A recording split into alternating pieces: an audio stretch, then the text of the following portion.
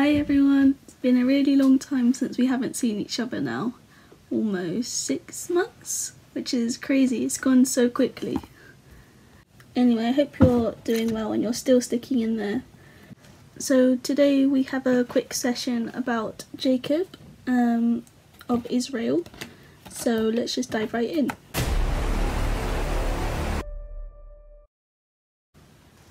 So today we are going to the beginning of the Bible, the first book. 10 points for who knows what the first book of the Bible is. Guys, let's do a challenge. I'm going to propose to you, because I don't know, personally I'm not sure if I'm going to say this, I don't know all the books in the Bible in order anyway. So let's make a deal that when we see each other in real life, we all have to say all the books from Genesis to Revelation in order, and we will get a prize that will be discussed at the time. So it's Genesis that we're going to start at. So our story begins not long after God has promised Abraham, the founding father, a sky full of descendants.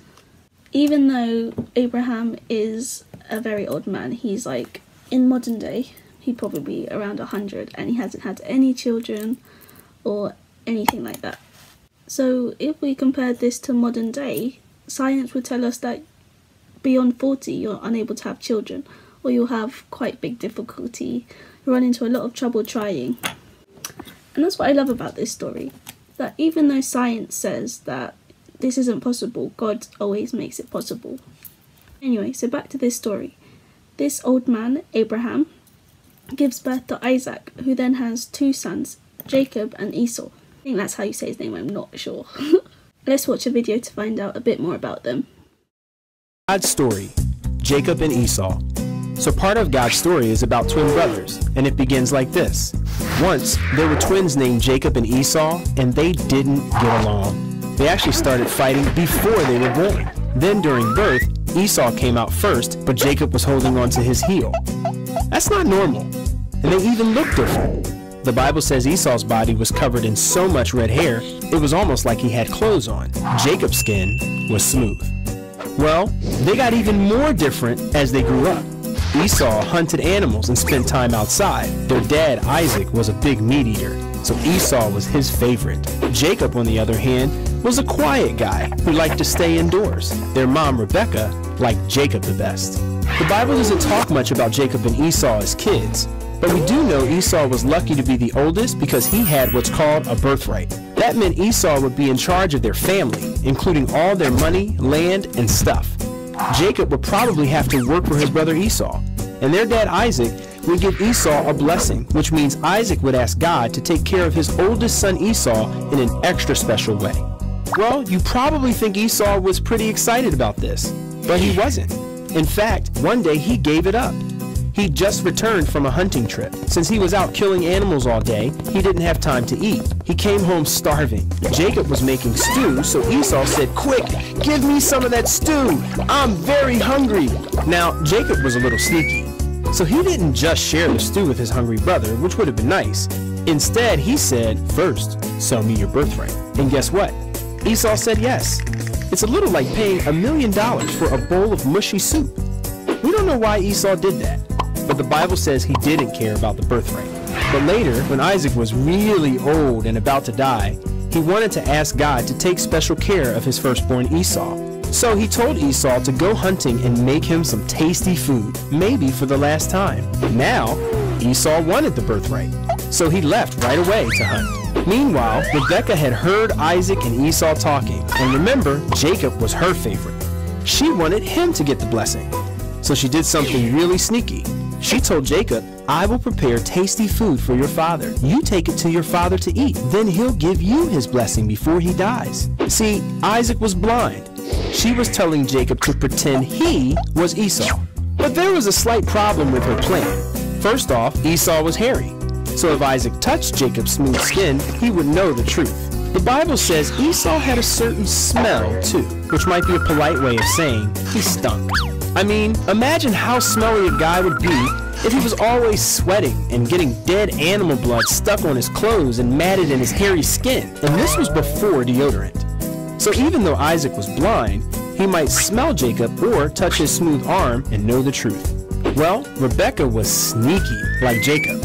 She told Jacob to put sheepskin on his arms and wear some of Esau's smelly clothes. Now Isaac would never know. And even though Isaac wondered why the voice sounded like Jacob, guess what? The trick worked. Jacob got the blessing. Now Esau would have to work for him. As you might imagine, Esau was furious. In fact, Rebekah had to help Jacob run away so Esau wouldn't kill him. What's really crazy about this story is Jacob messed up. Okay, so that was a bit of a abrupt ending to my video, sorry. So yeah, so as we can tell that Jacob messed up big time. So there are two things mainly that I want to point out just from that video. The first was, did you notice that Esau didn't really care about his birthright until it was taken away from him? Has that ever happened to you before? Let me give you an example. Sometimes, in my house particularly, when, say, there is a some really nice chocolate, I don't know, what's everybody's favourite chocolate? Let's say mine is Maltesers. It's not, but we'll say it's Maltesers. And my sister's chocolate, her favourite chocolate is also Maltesers.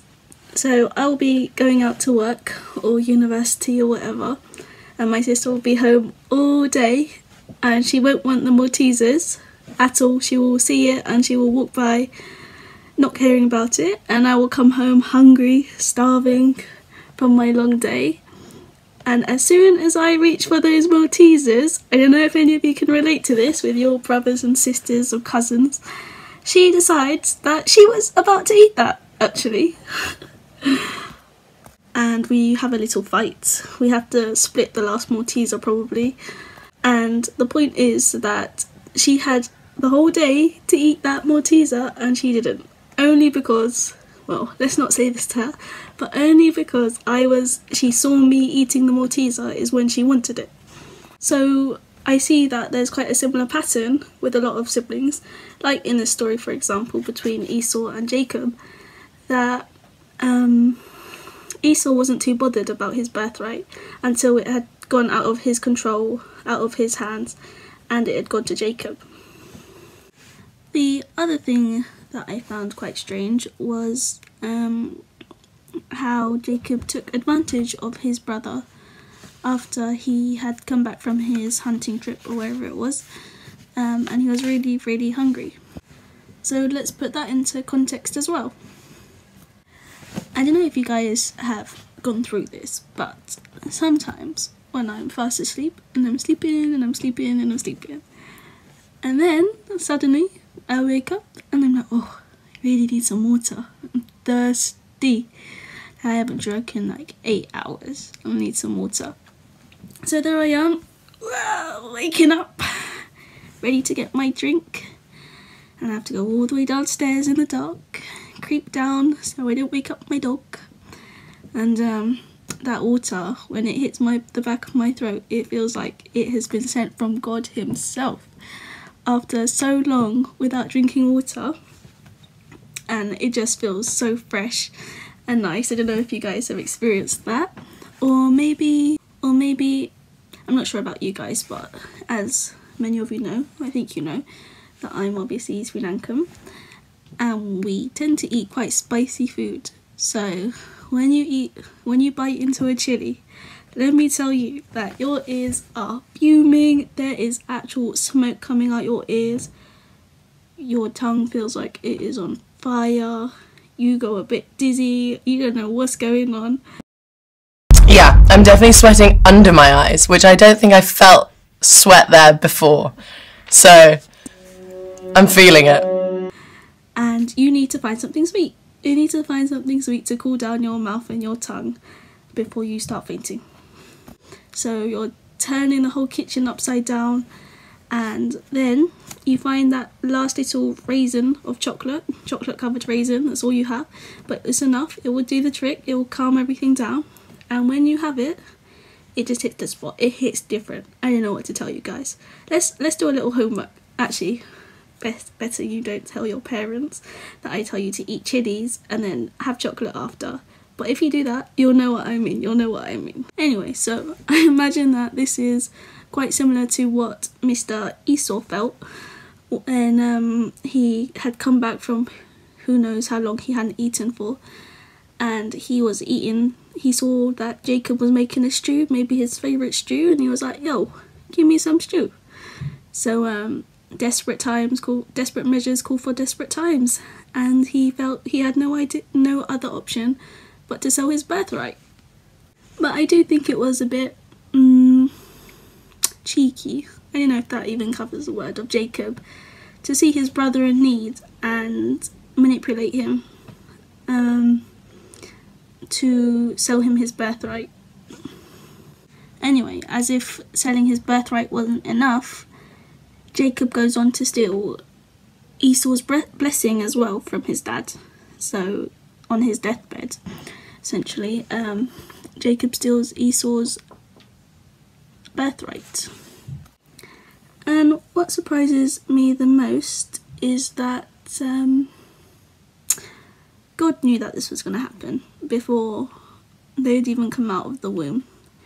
If we look into Genesis chapter 25 verses, let me see, 23, it says, so basically Rebecca, Jacob and Esau's mum, asks God, what's going on in my womb? Why is there so much fighting? What's going on? And God basically answers her saying that 2 nations are in your womb, 2 peoples butting heads while still in your body. 1 people will overpower the other, and the older will serve the younger. Which obviously becomes true because Jacob is the younger brother, technically, because he was born after, even though they were twins. He ends up being on top of Esau because he's obviously got his birthrights and he's got the blessing from God. And I think what surprises me the most is that there's so much deception and kind of not what you imagine, not exactly holy, but like it's not what you imagine godly people to do, if that makes sense. That God chose some flawed people, and it's not just in this story, it's in a lot of stories in the Bible actually, that God chooses the weak or the corrupt, and he chooses people that aren't perfect and he uses them for his story. And I think that's quite reassuring really, because as many of us know that we often do things and we often mess up and we make a lot of mistakes, but it's not about our mistakes, it's more about what God does with them and him having a whole different plan and purpose for our lives that we don't really make sense of. I mean, God was prophesying all of this before any of this even came to be. So whenever we feel like we don't really know what's going on, we should always just trust and believe that God is in control at the end of the day. He knows us better than we know ourselves. He knows all the bad stuff that we're going to do before we even do it. And yet, he sticks with us. Anyway, so after Jacob steals the birthright and the blessing, as you can imagine, Esau is fuming. He is so mad. He's like, boy, wait, what? He's chasing him out of town, basically. Even the mum has to intervene and be like, yo, you gotta go. So he is pretty much on his own now, and so he goes off to somewhere, and later on God tells him that he should go back to his country, back to where his father's place was. And Jacob is a bit apprehensive. He's a bit like, a lot of people hate me there, God. My brother that I kind of took everything that he had, he's probably still going to be mad, looking for revenge, wanting to kill me. Bear in mind, his twin brother was a hunter. He hunted animals for a living, or for a hobby, who knows. But God is all like, nah, I got you. I will be with you. That's a promise of his. I will be with you. Let's read that verse. Yeah, so he says, that's when God said to Jacob, go back home where you were born. I'll go with you. So that's God's promise to Jacob. And Jacob is not sleeping that night, basically. He's wrestling with God and he's saying, should I go? Am I really going to be protected? And I think often we forget that the promises in the Bible also apply to us today. That God is always going to be with us, even when we don't feel like it, even when we're scared and we don't know what's going to happen. And, you know, we feel like we have enemies waiting on the other side of us, or maybe not enemies, but have you ever had when you've been at school or something and you've had a fight with your best friend and you have to go in the next day and you have to see them and it's going to be a bit awkward, you don't really know what's going to happen. Are you going to speak to them? Are they going to look at you? You have all these fears and doubts going in your mind and you forget who's in control. Or maybe you've done something really bad. You've burnt, I don't know, one of your mum's favourite, I don't know, pots. And she's going to come home from work or something like that. And you're just waiting for her to get home to scold you. It's easy for us to just irrationalise and let our minds just go off on a different kind of path and just take us into our deepest fears. But it's good to remember and to trust that God is going to be with us, that no matter how much we mess up or the mistakes we make, He's always watching, He's always going to be the one to fix it and to help us clean up our messes. He's never going to leave us alone, no matter what we think, because we don't know half of it. We don't know what's going on around us, so we don't know the amount of angels that God has sent to protect us. Yeah, God's got a much bigger plan, that I can assure you. So this video is quite long now, thanks for bearing with. So I hope that you've liked this kind of different style of teaching. You guys are getting older now, so I feel like they should be more like informal chats rather than what we normally do. But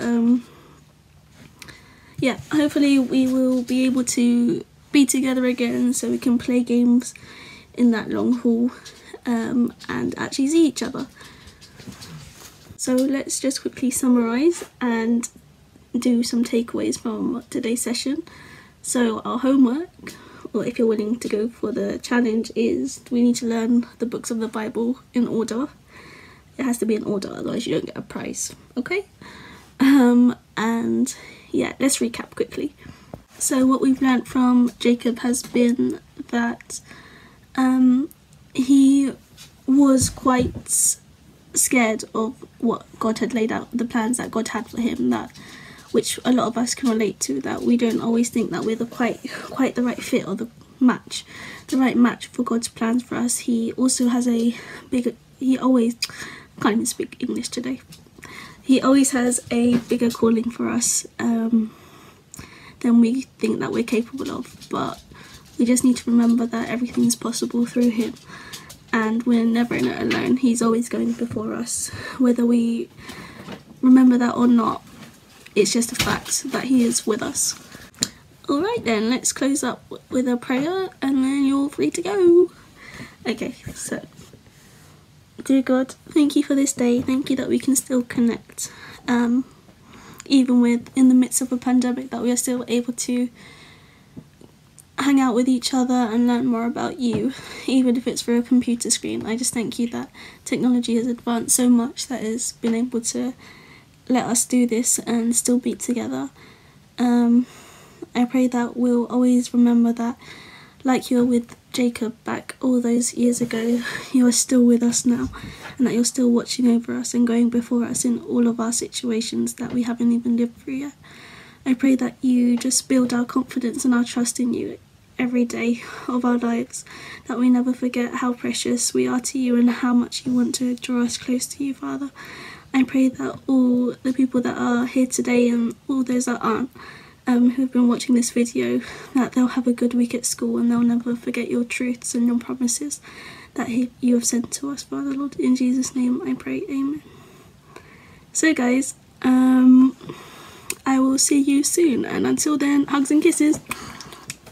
Bye.